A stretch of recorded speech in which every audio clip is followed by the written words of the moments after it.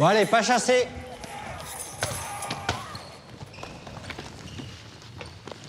Tu regardes quoi, là? C'est une série, ça, mon frère. Oh là là, c'est gore. Moins de 16 ans, quand même. Tu sais, moi, j'ai beau savoir que c'est des effets spéciaux, ça me fait bien flipper. Ah bon? Ah ouais. Pas toi? Ouais, c'est chaud. Les images violentes, on doit les éviter, sinon il faut en parler. Vas-y, raconte. Face aux écrans, soyons vigilants. Retrouvez-nous sur jeunepublic.csa.fr.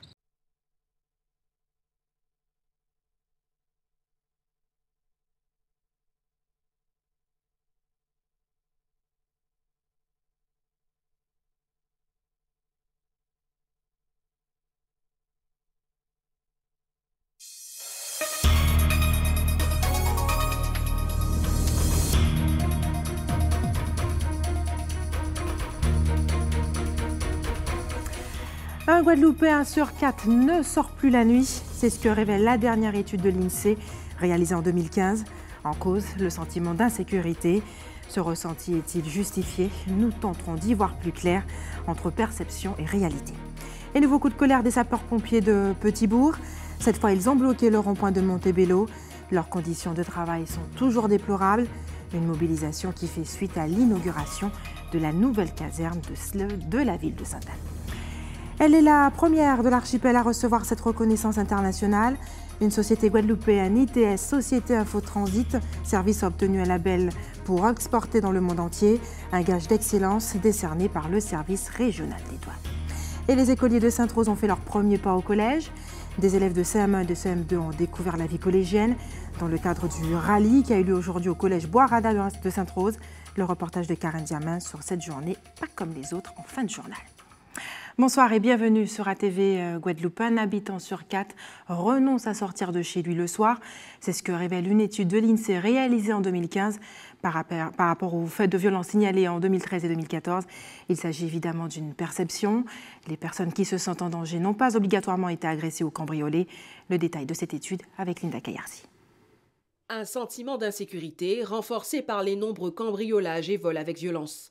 En Guadeloupe, 9% des ménages ont subi au moins un cambriolage, une tentative de cambriolage ou un vol sans effraction de leur résidence principale ou de leur résidence secondaire en 2013 et 2014. Cette proportion est plus élevée qu'en France hexagonale. Les bijoux sont les objets les plus dérobés en Guadeloupe lors de cambriolages et vols sans effraction des habitations. Quant aux atteintes à la personne, elles ne sont pas plus nombreuses qu'en Martinique et dans l'Hexagone, avec 4% des personnes ayant subi un vol en 2013 ou 2014. La Guadeloupe se caractérise comme la Martinique par une surreprésentation des vols avec menaces ou violences. L'acte de violence le plus subi est l'insulte. Un Guadeloupéen sur 10 a reçu des injures en 2013 ou 2014. C'est légèrement moins que dans l'Hexagone. Le dépôt de plainte pour ce type de violence est très faible, effectués par moins d'une victime sur 10. Enfin, que ce soit au sein de leur domicile ou au sein de leur quartier, 23% des Guadeloupéens se sentent personnellement en insécurité, contre environ 10% des habitants de l'Hexagone. Ils sont autant à renoncer à sortir de chez eux pour des raisons de sécurité. Ce sentiment d'insécurité est par ailleurs exacerbé chez les femmes, les seniors, les victimes et dans les quartiers ayant mauvaise réputation. Aujourd'hui, plusieurs dispositifs locaux de la prévention de la délinquance coexistent en Guadeloupe. Le plan départemental de la prévention de la délinquance de la Guadeloupe 2014-2017 en fait partie. Ce dispositif comporte un programme de 17 actions structurées autour de 3 priorités: les jeunes exposés à la délinquance, les violences faites aux femmes, les violences intrafamiliales et l'aide aux victimes, ainsi que la tranquillité publique. Et je vous le disais tout à l'heure, cette étude a été réalisée par rapport à 2013 et 2014, les années les plus violentes enregistrées dans notre archipel jusque-là. Nous avons souhaité savoir si votre perception a évolué depuis. Avez-vous renoncé aux sorties nocturnes à cause de cette violence qui s'acharne dans notre archipel? Vos réponses recueillies par Moïse Dexter et Patrick Curie. Oh non, je continue à sortir. Je trouve qu'il faut continuer à sortir. Il faut pas avoir peur. Et je pense qu'on est quand même en sécurité ici en Guadeloupe. Il y a beaucoup de choses qui se passent. J'ai peur de sortir le soir. 75% du temps, je ne sors plus. Je me cadenasse moi-même. Tout le soir, ce sorti, c'est mon vinaigre de marché là. En bagaille, il y a trop de butin à faire à présent. Non, mais nous, on laisse venir parce que les enfants ne vont pas rester à la casa. Là, sortir à la casa, il y a moins de tout avec bon singe. Là, fermé à Casamance, bien fermé, on ne va pas sortir encore. Pas même carnaval, on ne va pas aller. Il y avait des quartiers qui avaient déjà la violence, c'était pas aussi haut, mais j'ai pas renoncé à sortir. Parce que ça, on ne vit pas sous terre, c'est comme ça. Ben, je suis comme tout le monde, je crains. Je crains de plus en plus. Chaque jour, j'ai l'impression de craindre 1 degré de plus. On peut sortir. Parce qu'avec ça qui a passé, on peut. Non, on ne va pas arrêter de sortir, mais à la base, nous sommes tous violents. Hein. On a tous notre violence en nous. Hein. Après, c'est à nous de la gérer. J'ai entendu malheureusement tous les problèmes qu'il y a en Guadeloupe, mais je crois que ça ne m'effraierait pas de sortir quand même. Je viens de métropole et bon, c'est à peu près pareil. Hein. Et l'autre titre de ce vendredi, c'est la colère des sapeurs-pompiers de la caserne de Petit-Bourg. Toujours en conflit avec la direction du SDIS, ils sont montés au créneau ce matin en bloquant le rond-point de Montebello. Le reportage est signé Karen Diama. Pendant plus d'une vingtaine de minutes ce matin, les pompiers de Petit-Bourg ont troublé la circulation au niveau du rond-point de Montebello, générant des kilomètres d'embouteillage. Après ce laps de temps, c'est en opération escargot qu'ils ont terminé leur mouvement. Je voulais déjà, au nom de l'ensemble des collègues de Petit-Bourg, nous excuser auprès de la population. Il est vrai que ce mouvement a été déclenché non pas pour perturber véritablement les gens, puisque nous savons que ce sont des travailleurs, mais surtout pour montrer que c'est vrai, nous vivons dans une caserne qui, depuis bientôt 20 ans, n'a pas été rénovée. Ce que nous revendiquons, c'est déjà d'évoluer dans de meilleures conditions. Il est vrai que nous sommes amenés à passer plus de 24 heures dans une caserne. Résolument engagée à trouver de véritables solutions, la direction du SDIS s'est tout de suite rendue sur place. Je suis un peu surpris que nos agents utilisent des véhicules du service pour manifester, alors même que nous avons engagé des discussions constructives et que le SDIS se met en position de réaliser la totalité des travaux espérés. Enfin, les entreprises interviennent au moment même où je vous parle pour essayer justement de résoudre les difficultés qui nous ont été exposées par nos agents. Des avancées significatives pour la direction, mais peu représentatives pour les pompiers. Là, des travaux ont été lancés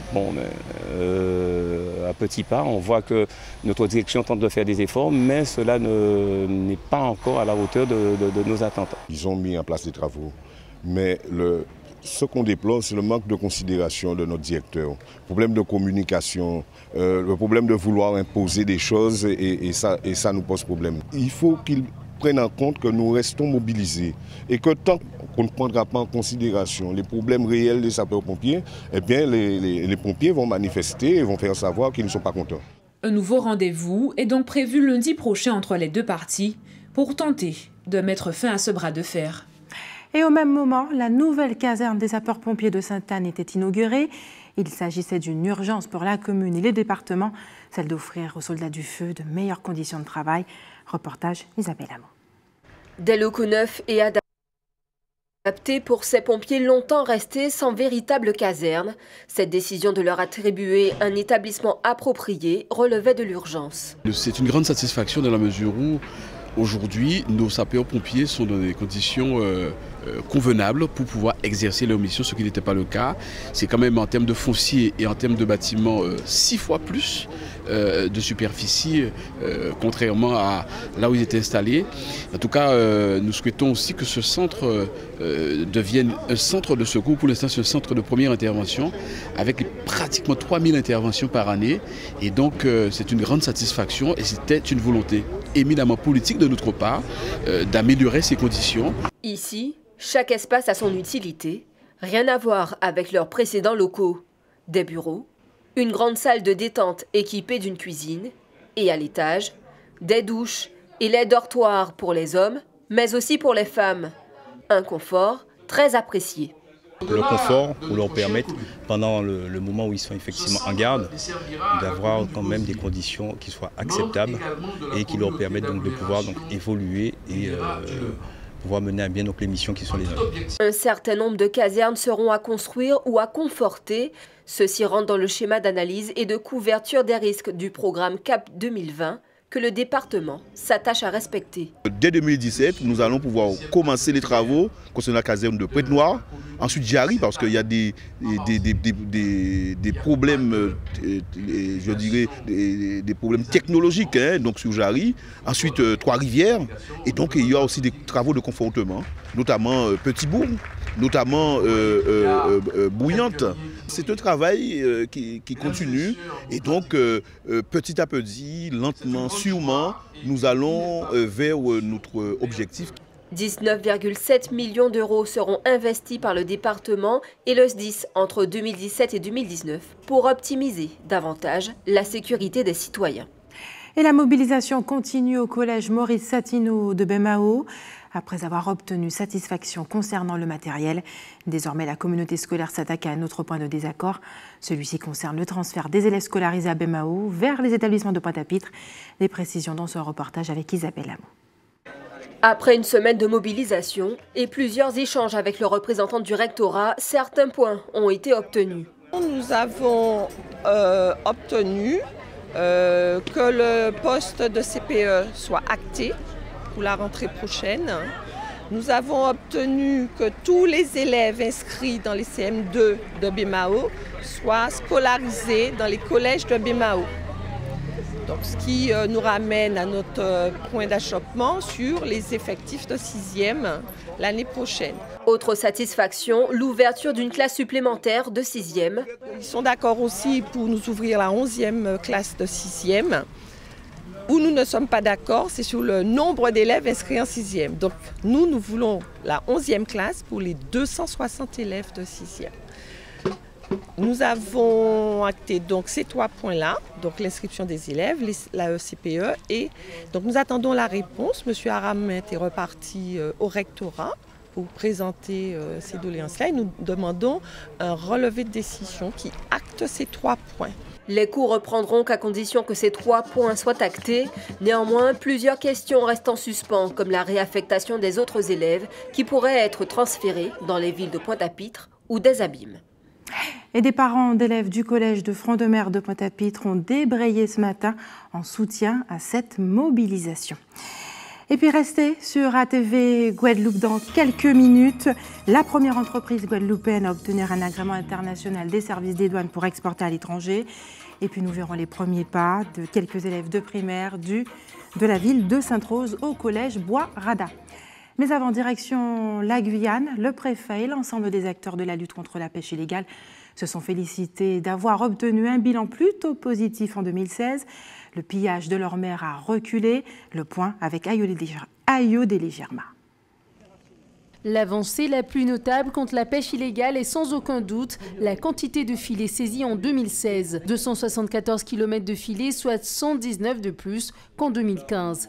Pour le capitaine Boin, cette progression est due à la mise en service d'un navire relève-filet en 2013.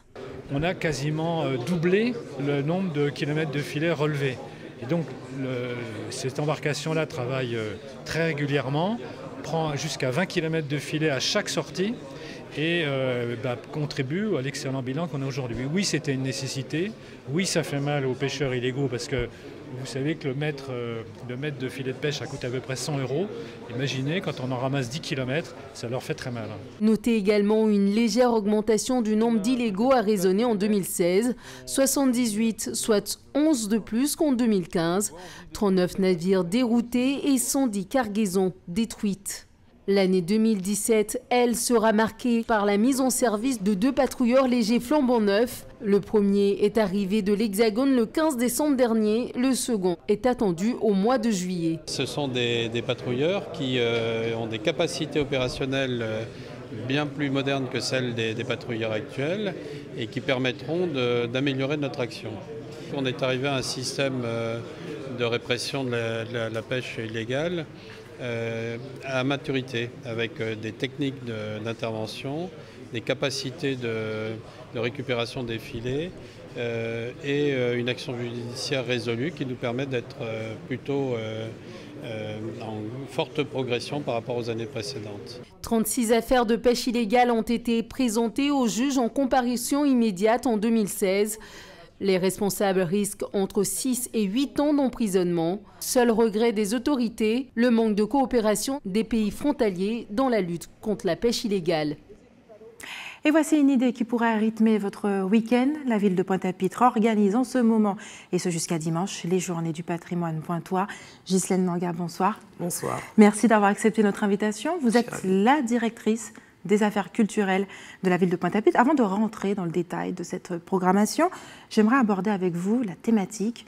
Vous avez choisi cette année comme thème engagement citoyen et patrimoine. Pourquoi ? Parce qu'il me semble qu'il est toujours utile de nous rappeler, de se rappeler que vivre dans la cité, c'est tenter de vivre ensemble. Et en fait, c'est ça. Notre invitation de cette année, c'est de rappeler au jeune public, aux plus âgés, à nous tous, combien il est important de comprendre ce que c'est que d'être un citoyen afin de mieux vivre dans la cité. C'est important pour la ville de Pointe-à-Pitre ? C'est important pour tout le monde. Au-delà de la ville de Pointe-à-Pitre, je crois que nous habitons dans ce beau pays. C'est important pour chacun d'entre nous.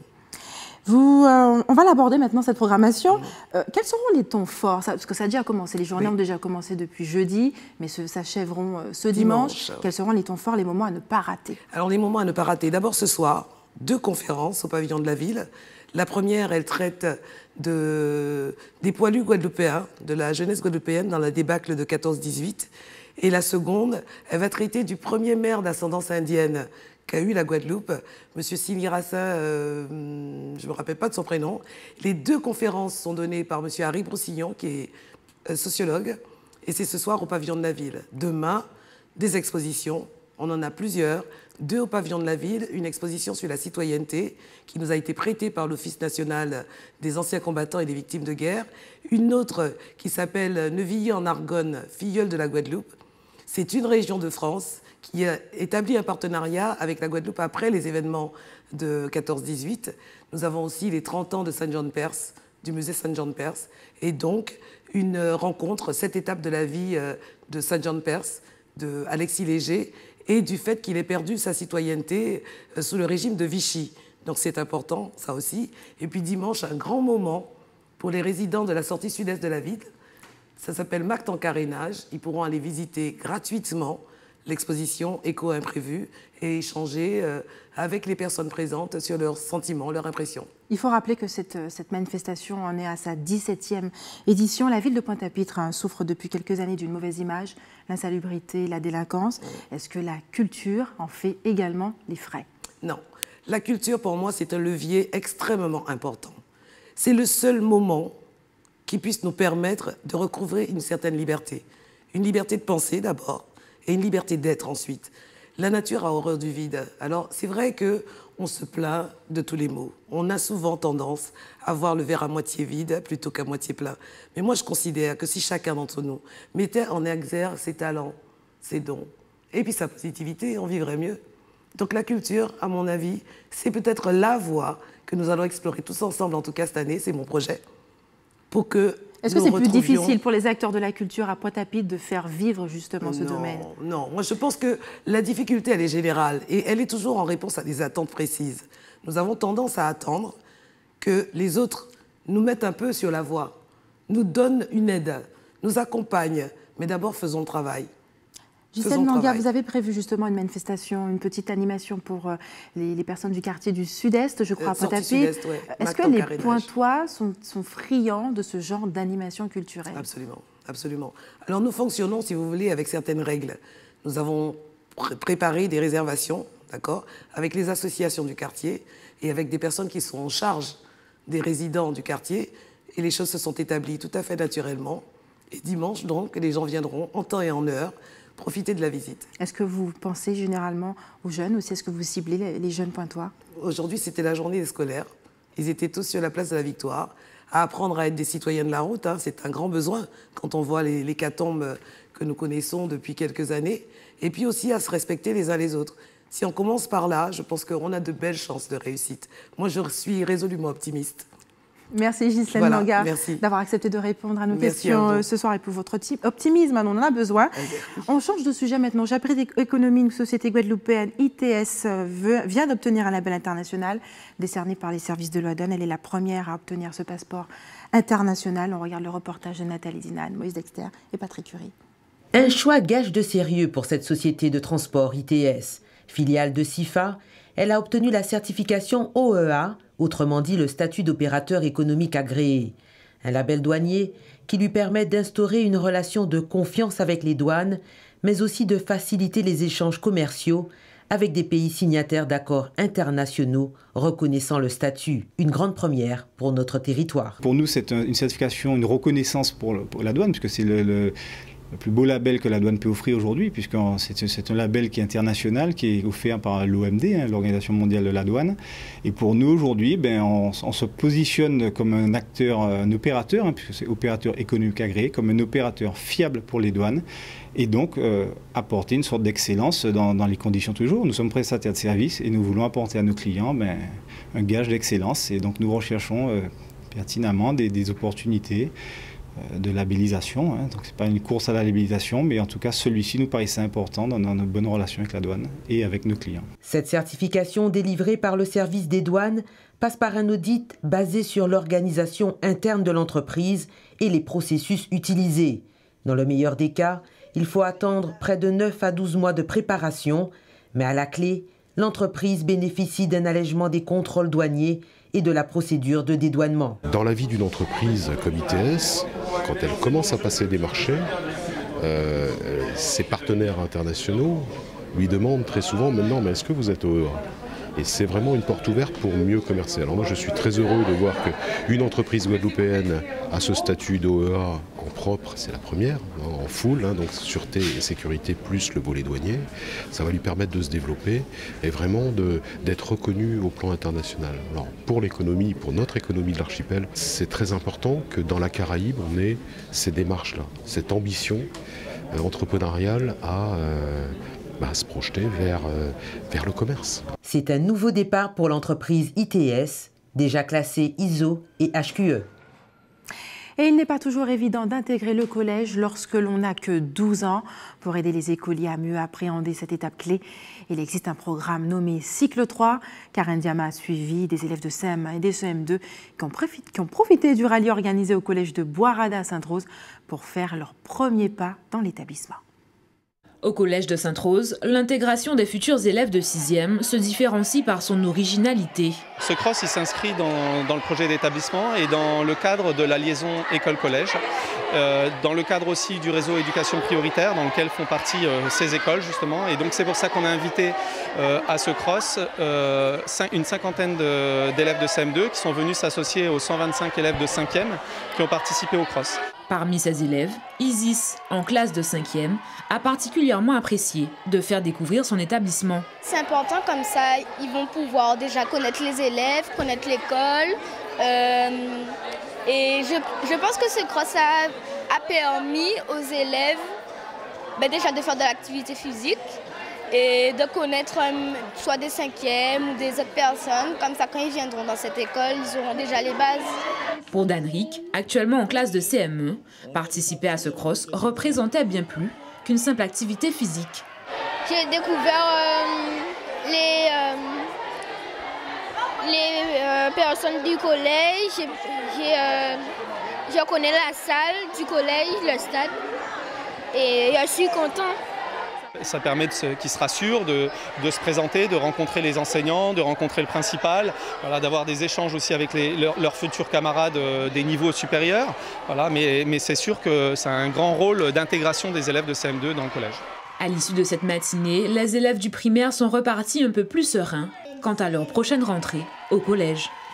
Et c'est l'heure des informations pratiques. Maintenant, l'équipe de l'établissement français du sang vous donne rendez-vous demain à l'avenue de l'Europe à Saint-François et également lundi à la mairie de Petit-Canal, en face de la mairie de Petit-Canal, de 8h à 12h30. Si vous avez des informations à nous communiquer, n'hésitez pas à nous appeler à la rédaction 60 11 2 fois ou à nous envoyer vos communiqués à rédaction@atv.gp. Et voilà, c'est la fin de notre édition locale et régionale. Mais restez avec nous dans un instant, Eddy Planté pour Questions Directes.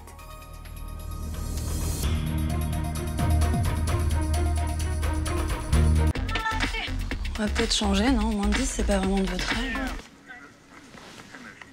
Ça vous a pas paru un petit peu bizarre, le garçon qui embrassait toutes les filles, là? Il y avait pas mal de copines, non?